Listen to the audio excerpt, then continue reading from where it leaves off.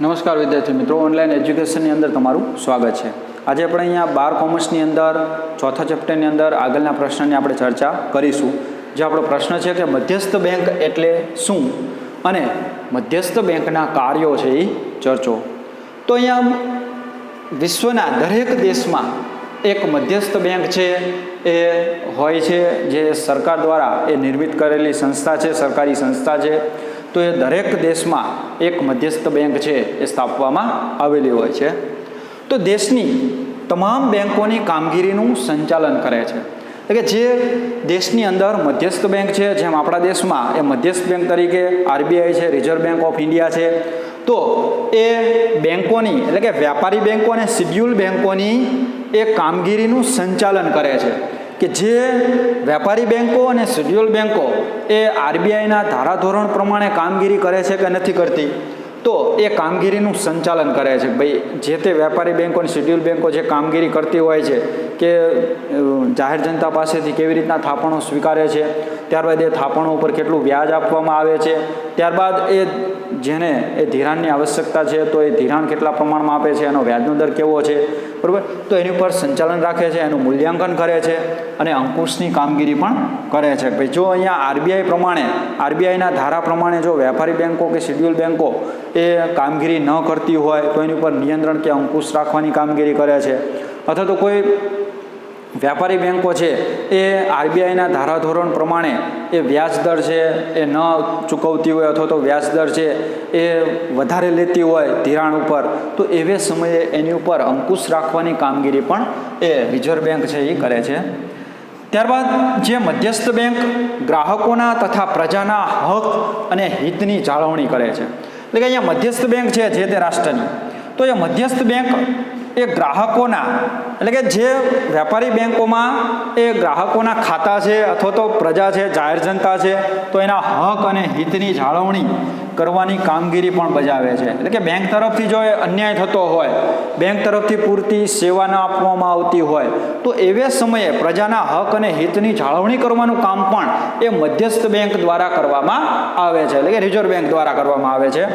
હવે આપણે મધ્યસ્થ બેંકનો, રિઝર્વ બેંકનો અર્થ જોઈશું કે આરપી કેન્ટ નામના અર્થશાસ્ત્રી જણાવે છે કે એમના શબ્દોમાં મધ્યસ્થ બેંક એટલે એવી સંસ્થા કે જેને દેશના પ્રજાના સામાન્ય હિત માટે અર્થતંત્રમાં નાણાંના જથ્થાના પ્રમાણના વિસ્તરણ અને સંકોચનની જવાબદારી સોંપવામાં આવી હોય છે। એટલે કે અહીંયા મધ્યસ્થ બેંક એટલે એવી બેંક, એવી સંસ્થા કે જેને દેશના પ્રજાના કલ્યાણ કે પ્રજાના હિત માટે અર્થતંત્રમાં નાણાંના જથ્થાના પ્રમાણના વિસ્તરણ અને સંકોચન, એટલે કે અર્થતંત્રમાં જ્યારે તેજી, મંદી, ફુગાવો આવે તો એવે સમયે એ વિસ્તરણ અને સંકોચનની જવાબદારી એ મધ્યસ્થ બેંકને સોંપવામાં આવી હોય છે। તો એવી સંસ્થાને અહીંયા મધ્યસ્થ બેંક તરીકે ઓળખવામાં આવે છે કે જે દેશના લોકોના કલ્યાણ કે હિત માટે થઈને, સામાન્ય હિત માટે થઈને અહીંયા અર્થતંત્રમાં નાણાંના જથ્થામાં જે ફેરફારો થાય છે, એટલે કે આર્થિક જે પરિવર્તનો આવે છે, તો એ આર્થિક પરિવર્તનોને ધ્યાને રાખીને એ નાણાંનું વિસ્તરણ અને સંકોચન કરવાની જવાબદારી એ સોંપવામાં આવી હોય એવી સંસ્થાને મધ્યસ્થ બેંક કહેવામાં આવે છે। હવે આપણે વાત કરીએ મધ્યસ્થ બેંક, ભારતની મધ્યસ્થ બેંક એટલે RBI, reserve bank of India, કે જેની સ્થાપના એટલે કે આપણા દેશમાં મધ્યસ્થ બેંકની સ્થાપના, રિઝર્વ બેંક ઓફ ઇન્ડિયાની સ્થાપના એ 1 એપ્રિલ 1935માં એ માત્ર 5 કરોડના ખાનગી મૂડીરોકાણથી કરવામાં આવી હતી। એટલે કે જ્યારે આપણા દેશમાં એ આરબીઆઈની સ્થાપના થઈ ત્યારે ખાનગી મૂડીરોકાણથી કરવામાં આવેલી છે, ખાનગી કંપની તરીકે, અને પછી એ આઝાદી બાદ 1 જાન્યુઆરી 1949માં આરબીઆઈનું રાષ્ટ્રીયકરણ કરવામાં આવ્યું અને એક સરકારી સંસ્થા તરીકે એ કાર્યરત છે વર્તમાન સમયની અંદર। અને આપણે હવે જોઈશું અહીંયા મધ્યસ્થ બેંકના નાણાકીય કાર્યો, એટલે કે આપણા દેશની રિઝર્વ બેંક ઓફ ઇન્ડિયાના જે મધ્યસ્થ બેંક છે તો એના કાર્યો છે આપણે અહીંયા ચર્ચા કરીશું। તો એના 2 કાર્યો છે, નાણાકીય કાર્યો અને બિન નાણાકીય કાર્યો। તો આપણે અહીંયા મધ્યસ્થ બેંકના નાણાકીય કાર્યોની એ ચર્ચા છે એ કરીશું। તો અહીંયા મધ્યસ્થ બેંક છે એ દરેક વિશ્વના દરેક રાષ્ટ્રોમાં એક મધ્યસ્થ બેંક છે એ રહેલી હોય છે કે જે સરકારી સંસ્થા છે કે જે દેશની વ્યાપારી બેંકો ઉપર નિયંત્રણ રાખે છે, બરાબર. તો અહીંયા વાત કરીએ RBI, reserve bank of India, મધ્યસ્થ બેંકના નાણાકીય કાર્યો. પહેલું છે ચલણ બહાર પાડવું, નાણું બહાર પાડવું. તો એ રિઝર્વ બેંકનું નાણાકીય મુખ્ય કાર્ય છે કે જે તે દેશમાં જે તે દેશની મધ્યસ્થ બેંક એટલે કે રિઝર્વ બેંકો એ પોતાના દેશના નાણાં કે ચલણ છે એ બહાર પાડે છે. તો અહીંયા ₹2 અને 2થી વધુ રકમની નોટો છાપવાની અને બજારમાં મૂકવાની ફરજ એ આરબીઆઈ બજાવે છે. એટલે કે આરબીઆઈની ફરજ એ છે નાણાકીય કાર્ય તરીકે કે ચલણ બહાર પાડવું, ચલણની અંદર ₹2 અને 2થી વધુની રકમની નોટો છાપવાની અને એને બજારમાં મૂકવાની ફરજ આરબીઆઈની છે એ રહેલી છે. એવી જ રીતના વિશ્વના અન્ય રાષ્ટ્રોની જે રિઝર્વ બેંકો છે તો એ ચલણ છે એ બહાર પાડે છે. તો આપણે અહીંયા આપણા દેશની મધ્યસ્થ બેંકની કામગીરીને ધ્યાને રાખીને એના નાણાકીય અને બિન નાણાકીય કાર્યો છે એ જોઈશું. તો અહીંયા રિઝર્વ બેંક ઓફ ઇન્ડિયાનું કાર્ય છે કે ₹2 અને 2થી વધુ રકમની નોટો છાપવી અને એને બજારમાં મૂકવાની ફરજ આરબીઆઈની છે એ રહેલી છે. જ્યારે ચલણી સિક્કા અને ₹1ની કાગદી નોટો ભારત સરકારનું નાણાં મંત્રાલય બહાર પાડે છે. જેની શોર્ટ ક્વેશ્ચનમાં છે નોંધ કરવી તમારે કે ચલણી સિક્કાઓ છે અને ₹1ની એ ચલણી કાગદી નોટ છે તો એ ભારત સરકારનું નાણાં મંત્રાલય બહાર પાડે છે.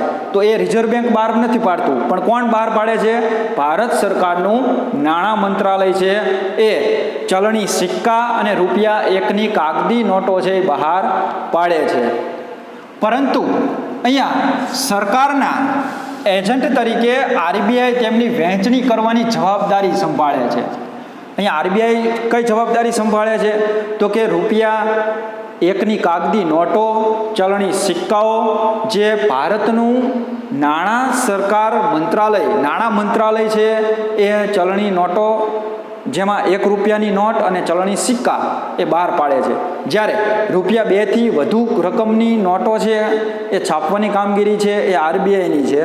પણ અહીંયા જે ચલણી સિક્કાઓ છે અને ₹1ની કાગદી નોટ છે તો એ આરબીઆઈ એના એજન્ટ તરીકે એ વહેંચણી કરવાની જવાબદારી છે એ સંભાળે છે. એટલે કે નાણાં મંત્રાલય છે ચલણી સિક્કા અને ₹1ની નોટ બહાર પાડે છે, પણ એને અહીંયા વહેંચણી કરવાની જવાબદારી કે વહેંચણી કરવાની કામગીરી એ આરબીઆઈ દ્વારા છે કરવામાં આવે છે. ત્યારબાદ આપણે અહીંયા ઉપર જોયું, એને પણ અહીંયા શોર્ટ ક્વેશ્ચનની અંદર નોંધ કરવી તમારે કે જે એમસીક્યુ અને 1 ગુણની અંદર પૂછાય કે ₹2 અને 2થી વધુ રકમની નોટો છાપવી અને એને બજારમાં મૂકવાની ફરજ આરબીઆઈની છે એ રહેલી છે. એટલે કે એની અંદર એ આરબીઆઈના ગવર્નરના સિગ્નેચર હોય છે, જ્યારે ચલણી સિક્કા અને ₹1ની નોટ જે નાણાં મંત્રાલય દ્વારા છે બહાર પાડવામાં આવે છે. બીજું કાર્ય છે મધ્યસ્થ બેંકનું નાણાકીય કે સરકારની બેંક તરીકે કાર્ય કરે છે. એટલે કે એક સરકારના બેંક તરીકેનું કામ એ મધ્યસ્થ બેંક એટલે કે રિઝર્વ બેંક ઓફ ઇન્ડિયા દ્વારા કરવામાં આવે છે. તો આરબીઆઈ કેન્દ્ર સરકાર, રાજ્ય સરકારની બેંક તેમના નાણાકીય એજન્ટ તથા નાણાકીય સલાહકાર તરીકેની ફરજ બજાવે છે. એટલે કે કેન્દ્ર સરકાર અને રાજ્ય સરકારની જે તે બેંકો છે, વેપારી બેંકો કે શેડ્યુલ બેંકો, તો એમની નાણાકીય એજન્ટ તરીકે તથા નાણાકીય સલાહકાર તરીકે, એટલે કે જે તે નાણાકીય સલાહ આપવાની કામ પણ એ રિઝર્વ બેંક દ્વારા જે કરવામાં આવે છે કે જે બેંકોને અને જે તે કેન્દ્ર સરકાર અને રાજ્ય સરકારને એ નાણાકીય સલાહ આપવાનું પણ કામ છે આરબીઆઈ છે કરે છે. ત્યારબાદ એજન્ટ તરીકે સરકારના બોન્ડ, ખાતાઓ, ચલણી સિક્કાઓ, ₹1ની નોટ વગેરેનો વહીવટ પણ કરે છે. જેમ આપણે અહીંયા આગળ જોયું કે ₹1ની નોટ અને ચલણી સિક્કા જે નાણાં મંત્રાલય બહાર પાડે છે, સરકારનું નાણાં મંત્રાલય બહાર પાડે છે, પણ એને બજારમાં મૂકવાનું કામ છે એ આરબીઆઈનું છે એ રહેલું છે. તો એ કામ છે અહીંયા સંભાળે છે. ચલણી સિક્કાઓ છે, ₹1ની નોટ છે, ત્યારબાદ બોન્ડ છે, સરકારી બોન્ડ છે, વિવિધ પ્રકારના ખાતાઓ છે, તો એનો વહીવટ છે એ આરબીઆઈ એટલે કે મધ્યસ્થ બેંક દ્વારા છે એ કરવામાં આવે છે. અને અહીંયા સરકારને ધિરાણ આપવાનું પણ કામ કરે છે. આરબીઆઈનું કામ એ છે, રિઝર્વ બેંક ઓફ ઇન્ડિયાનું મધ્યસ્થ બેંક તરીકે, કે એ સરકારને જ્યારે નાણાકીય જરૂરિયાત હોય ત્યારે એ ધિરાણ આપવાની કામગીરી પણ એ આરબીઆઈ દ્વારા, મધ્યસ્થ બેંક દ્વારા કરવામાં આવે છે. ત્રીજું નાણાકીય કાર્ય છે કે બેંકોની બેંક અને બેંકના અંતિમ સહાયક તરીકેનું કામ. એટલે કે મધ્યસ્થ બેંક છે, રિઝર્વ બેંક છે, તે વ્યાપારી બેંકોની બેંક છે અને એ બેંકોના અંતિમ સહાયક તરીકેનું કામ છે. ભાઈ કોઈ બેંક છે ફડચામાં જતી હોય, નુકસાનીમાં હોય, તો એને સલાહ આપે છે, એને સહાય કરે છે અને એવી રીતના ફરીવાર એને પાછી બેઠી કરે છે. તો આરબીઆઈ ભારતની બધી જ શિડ્યુલ બેંકોની બેંક તથા નિયમનકારક છે. શિડ્યુલ બેંક એટલે કે વ્યાપારી બેંકોની એક નિયમનકાર છે, એટલે કે એની ઉપર નિયંત્રણ રાખે છે. એટલે કે દેશની જેટલી પણ બેંકો છે તો એની ઉપર નિયમન રાખવાનું કામ એ આરબીઆઈનું છે, એ રહેલું છે. તો તે બેંકોની રોકડ અનામતનું સંચાલન કરે છે. એટલે કે બેંકોએ કેટલી રોકડ અનામત છે એ જાળવવી, તો એનું અહીંયા એ સંચાલન કરે છે આરબીઆઈ. અને વ્યાપારી બેંકોએ કેટલું શાક સર્જન કરવું, તો એનું પણ અહીંયા એ સહાયક કે સલાહકાર તરીકે કામ છે એ બેંકોનું કરે છે. ત્યારબાદ વ્યાપારી બેંકોની ધિરાણ અંગેની નીતિની દિશા નક્કી કરે છે. એટલે કે અહીંયા વ્યાપારી બેંકોએ કેટલા પ્રમાણમાં ધિરાણ આપવું, એની ઉપર વ્યાજ દર છે એ કેટલો લેવો, ત્યારબાદ જે જાહેર થાપણો કે જે તે જાહેર જનતાની થાપણો છે, તો એ થાપણોના જે વિવિધ પ્રકારની થાપણોના પ્રકારને ધ્યાને રાખીને એ ગ્રાહકોને કેટલું વ્યાજ આપવું, તો એ નીતિ અને દિશા નક્કી કરે છે રિઝર્વ બેંક. અને વ્યાજના દર પણ આદેશિત કરે છે. એટલે કે કેટલા વ્યાજ દર લેવો, તો એ પણ રિઝર્વ બેંક નક્કી કરે છે અને એ પ્રમાણે વ્યાપારી બેંકો છે એ વ્યાજ દર છે એ લે છે અથવા તો વ્યાજ આપે છે. ત્યારબાદ અંતિમ સહાયક પણ છે. એટલે કે અહીંયા શિડ્યુલ બેંક અને વ્યાપારી બેંકોની અંતિમ સહાયક બેંક તરીકે એ આરબીઆઈ છે એ ફરજ બજાવે છે. ચોથું નાણાકીય કાર્ય કે શાખ નિયમનની કામગીરી કરે છે.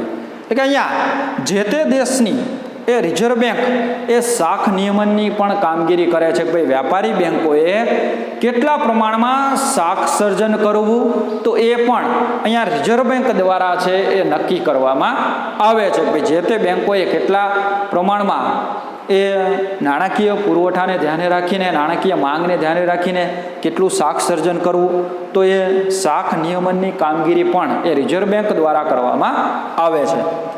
પાંચમું, વિદેશી હુંડિયામણની જાળવણીનું કાર્ય કરવું. એટલે કે જે વર્તમાન સમય છે એ આધુનિક યુગની અંદર એ આંતરરાષ્ટ્રીય વ્યાપાર છે એ શક્ય બન્યો છે, તો એ આંતરરાષ્ટ્રીય વ્યાપારની અંદર એ વિદેશી હુંડિયામણની જાળવણી કરવાનું કામ પણ એ રિઝર્વ બેંક દ્વારા કરવામાં આવે છે. ભાઈ આપણે કોઈ અન્ય રાષ્ટ્રો સાથે જ્યારે આયાત નિકાસ કરીએ છીએ ત્યારે એ રાષ્ટ્રના ચલણમાં એ ચૂકવણું કરવાનું હોય અથવા તો એ રાષ્ટ્રએ આપણા રાષ્ટ્રના ચલણમાં ચૂકવણું કરવાનું હોય, તો એવે સમયે એ હુંડિયામણની જાળવણી કરવાનું કામ છે એ રિઝર્વ બેંક દ્વારા જે કરવામાં આવે છે.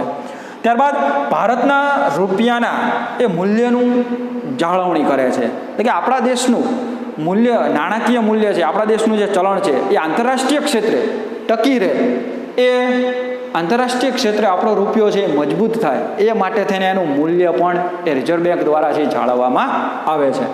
ત્યારબાદ આરબીઆઈ ભારતના વિદેશી હુંડિયામણના જથ્થાની સાચવણી કરે છે.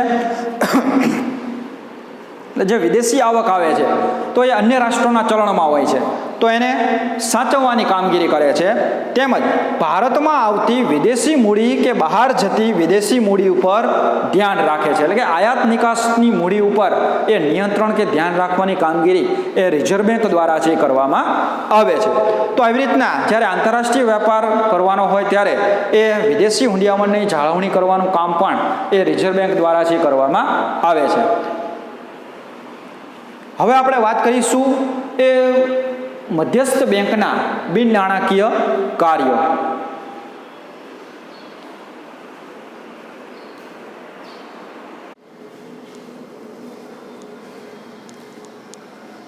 તો હવે આપણે અહીંયા વાત કરીશું આરબીઆઈના બિન નાણાકીય કાર્યો, કે જે નાણાકીય કાર્યો ઉપરાંત એ રિઝર્વ બેંક, જે તે રાષ્ટ્રની રિઝર્વ બેંક બિન નાણાકીય કાર્યો પણ કરે છે.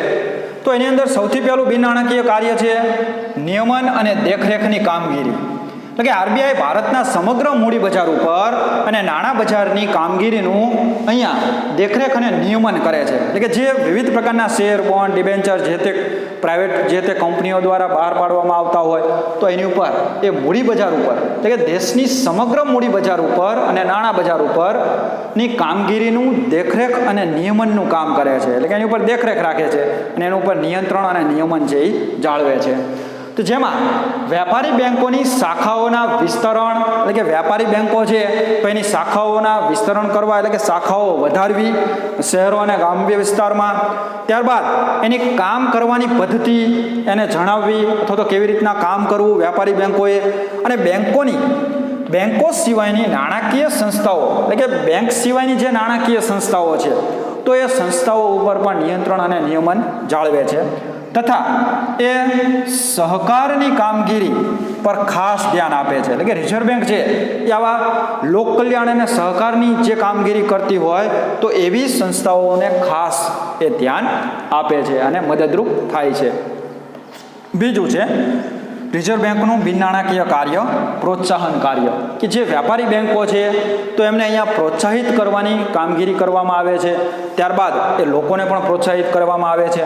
તો આપણા દેશમાં આજે પણ અનેક લોકોએ બેંકના ખાતા ખોલાવ્યા નથી. એટલે કે આજે પણ આપણા દેશની વાત કરીએ તો એવા પછાત વિસ્તારો છે, ગ્રામ્ય વિસ્તારો છે, તો ત્યાં એ બેંકોની શાખાઓ પણ નથી ખોલી અને એ અનેક લોકોએ બેંકમાં ખાતા પણ ખોલાવ્યા નથી. તો ઘણા લોકો તેમની ધિરાણ માટેની જરૂરિયાતો માટે અસંગઠિત નાણાં બજારમાંથી નાણાં છે એ મેળવે છે. અસંગઠિત એટલે કે જે ગ્રામ્ય ક્ષેત્રની અંદર જે ધીરધારનો ધંધો કરતા હોય, વ્યાજવટાનો ધંધો કરતા હોય, વ્યાજવા પૈસા આપતા હોય તો એવા લોકો પાસેથી, એવા વેપારીઓ પાસેથી અહીંયા નાણાં છે એ લોકો દ્વારા લેવામાં આવે છે. તો એ છે અસંગઠિત નાણાં બજાર, કે જ્યાંના વ્યાજના દર છે એ ઊંચા હોય છે અને આર્થિક અને સામાજિક શોષણ છે એ વધારે હોય છે. તો એ માટે થઈને અહીંયા રિઝર્વ બેંક એવા પ્રોત્સાહનો પૂરા પાડે છે કે ભાઈ જે તે દેશની વસ્તી કે દેશના લોકો છે તો એ વધુને વધુ બેંકના સંપર્કમાં આવે, ખાતા ખોલાવે અને એ બેંકમાંથી એ વિવિધ ધિરાણની સવલતો છે એ મેળવે. તો ગામડાઓમાં બેંકની વધુ શાખાઓ ખોલાય તેવા પ્રયત્નો છે એ રિઝર્વ બેંક દ્વારા કરવામાં આવે છે, કે વેપારી બેંકોને પ્રોત્સાહિત કરવામાં આવે છે અને જે ગ્રામ્ય ક્ષેત્રે એ શાખાઓ ખોલવા માટે એમને વેપારી બેંકોને પ્રોત્સાહન આપવામાં આવે છે. ત્યારબાદ વધુ લોકો એ સંગઠિત એટલે કે બેંકના નાણાં બજારમાં આવે અને તે માટે પ્રયત્નો કરે છે. એટલે કે રિઝર્વ બેંક એવા પ્રયત્નો કરે છે ભાઈ લોકો અસંગઠિત નાણાં બજાર કરતાં સંગઠિત નાણાં બજાર એટલે કે બેંકો પાસેથી ધિરાણ મેળવે અને એનો ઉપયોગ કરે એવા પ્રયત્નો એ આરબીઆઈ દ્વારા છે એ કરવામાં આવે છે. ત્રીજું કાર્ય છે સમાવેશી વિકાસ માટેના કાર્યો, કે અહીંયા ભારતમાં આર્થિક ભિન્નતા તથા ગ્રામીણ શહેરી ભિન્નતા વધુ હોવાને કારણે જ્યારે નાણાકીય અથવા તો આર્થિક પરિવર્તનો આવે ત્યારે દરેક વર્ગના લોકો અને એકમોને આપવામાં આવતા પરિવર્તનોના લાભ મેળવવી જરૂરી છે. એટલે જે દેશમાં જે આધુનિક પરિવર્તનો, આર્થિક અને નાણાકીય પરિવર્તનો આવે છે તો એ આર્થિક પરિવર્તનો એ તફાવતના કારણે અહીંયા ગ્રામીણ અને શહેરી એવી ભિન્નતા જોવા મળે છે. કારણ કે ગ્રામ્ય ક્ષેત્રના લોકોને એ વધારે બેંકથી પરિચિત હોતા નથી, બેંકની કામગીરીથી પરિચિત હોતા નથી, અને શહેરી ક્ષેત્રના જે લોકો છે તો એ બેંકથી વધારે નજીક હોય છે, વધારે પરિચિત હોય છે, બેંકોમાં ખાતા હોય છે. તો એવી અહીંયા જે ભિન્નતા છે તો એ ભિન્નતામાં વધુને વધુ હોવાને કારણે એ લોકો એ આર્થિક પરિવર્તન લાવી શકતા નથી, બેંકથી પરિચિત હોતા નથી.